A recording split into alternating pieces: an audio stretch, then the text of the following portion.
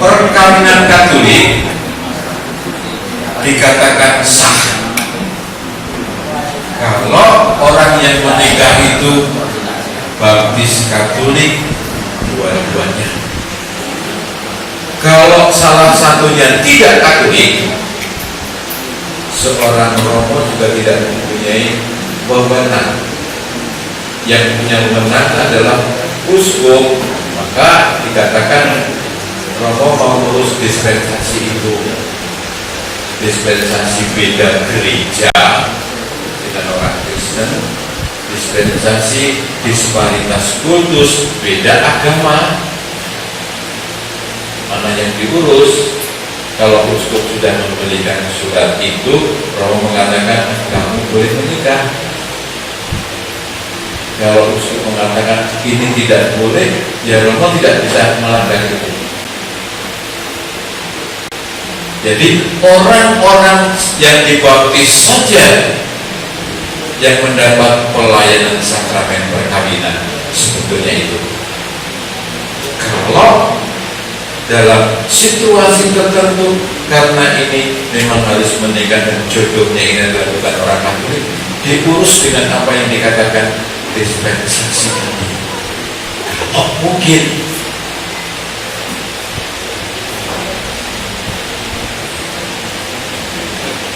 dan orang-orang yang menerima sakramen perkawinan ini syarat utama adalah bujangan.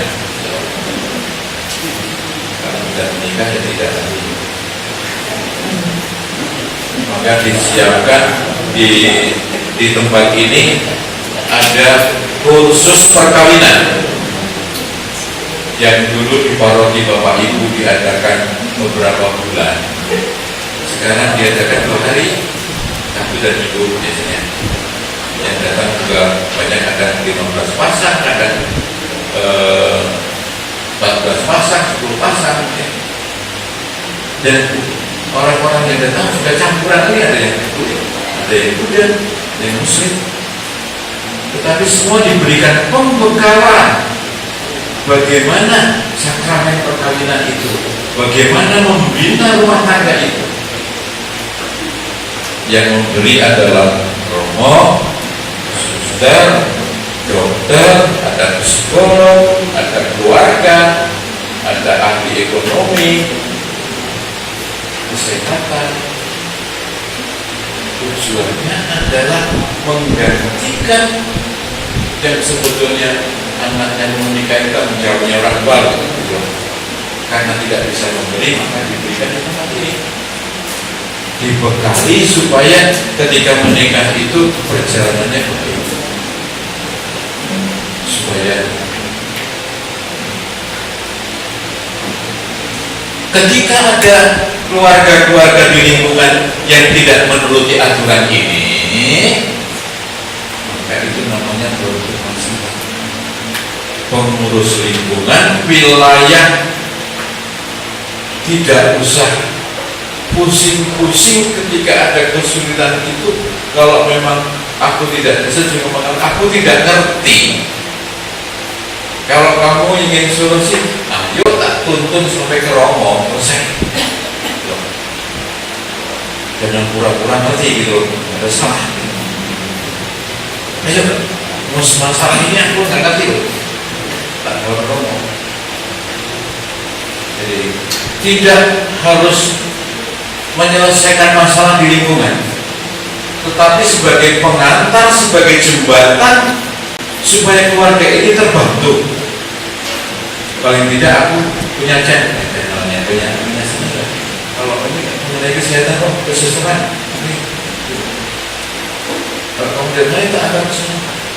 Paling tidak ngantar itu bukan karena masalah sepele. Ngantar itu ketika aku mendengar romo berbicara atau suster berbicara, aku tahu masalah selanjutnya. Oh, nanti kalau ada seperti ini gitu loh. Kadang-kadang ada orang kayak gitu, oh, masalahmu Pak suruh ngantar. Itu ketika aku mau datang, ketika nanti ada warga yang seperti itu, aku bisa menjawab. Sudah kamu mau macam-macam. Ketika itu bisa diberesin, lingkungan malah bilang, loh, kamu kok aneh? bisa diberesin. Nah, kamu sendiri kan datang, saya bilang. Kalau kamu datang sudah tahu masalahnya seperti itu.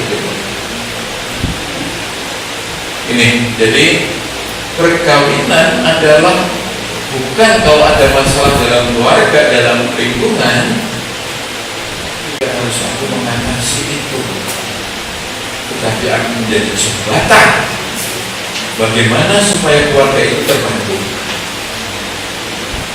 Tidak usah merasa sok jago. Kalau datang ke rumah tak beresin, bisa diberesin, tak mau juga butuh sampai beresin. Jadi ini yang penting. Sehingga sebetulnya pelayanan dalam lingkungan itu adalah pelayanan keluarga-keluarga dalam perkawinan yang tidak bermasalah sebetulnya. Yang bermasalah ya romo gitu loh. Gitu. Jadi jangan bapak itu merasa pusing. Oh, jadi banyak keluarga yang merasa itu tugasmu. Tugasmu adalah menunjukkan kemana dia mencari solusi. Itu. Jelas itu. Jadi kita berbanding menjadi pengurus lingkungan. Kok berat amat sih? Tidak. Kita kerjakan sama-sama. Kadang-kadang lingkungan juga mengatakan membernya Romo nggak jadi masalah sih, tetapi ngomong nanti aku ngomong atas nama Romo ini, ya bilang jangan tidak bilang ketika mereka datang sendiri, malah lingkungannya bingung. Kadang-kadang ada lingkungan yang karena keluarganya cerewet dan Romo mengatakan itu loh. Tapi nanti terus telepon, Romo aku tadi nggak keluarga itu gitu loh. Jadi Romo bisa membantuin gitu, tapi kalau enggak ya. Nanti ketika ini tak beri penjelasan yang jelas, orang ini akan ngomelin diri. Ngomongnya kok aneh, ngomongnya ngomong begini. Ini perminyakan bagi orang sakit sama dengan tadi adalah orang-orang siapa adalah orang-orang yang tidak terkena penularan. Kita hanya bisa melayani orang yang biasa-biasa saja. Kalau yang punya masalah besar itu bukan masalah bukan satu, tapi aku tahu bagaimana atau kemana terus ini yang penting. Tidak usah pusing. Wah nanti kalau ada yang ini bagaimana? Tidak usah. Tinggal aku. Romo ini ada kayak gini. Kapan saja bapak ibu telepon ke gereja. Romo ini ada yang sakit terus bagaimana ya? Salah. Romo tidak akan mengatakan usut sendiri tentang wargamu ya tinggal. Oh pasti akan. Tidak. Sekali itu kadang-kadang pusing. Ya udah, datang ke sini apa yang menjadi masalah? Yuk kita masih